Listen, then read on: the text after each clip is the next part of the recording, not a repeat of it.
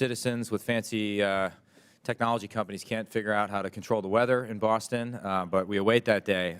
But we had an incredible visit and learned a lot, and this hearing is very important. Biotechnology, unlike other areas of technology, it's not just a supply chain battle or a national security battle or an economic security battle.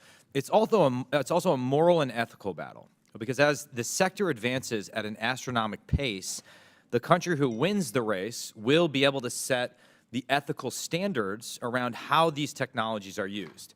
We've already seen how China is going to use advanced biotechnology for things like forced DNA collection, genetic surveillance, the genetic enhancement of soldiers for the PLA. Genetically tailored weapons are already a trending topic in PLA military circles. So we, i.e. America and the free world, need to be there first so we can set the rules of the road responsibly. Otherwise, the Chinese Communist Party is going to do it, and we are going to live in a less free, less moral world.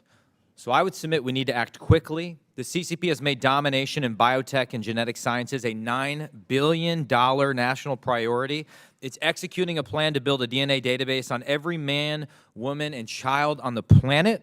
The database includes Americans whose DNA they're collecting with large cyber hacks, corporate acquisitions, and other methods to include the collection of DNA from 8 million pregnant women globally. Unfortunately, American capital, technology, and know-how is flowing to the Chinese Communist Party and helping them advance in these areas.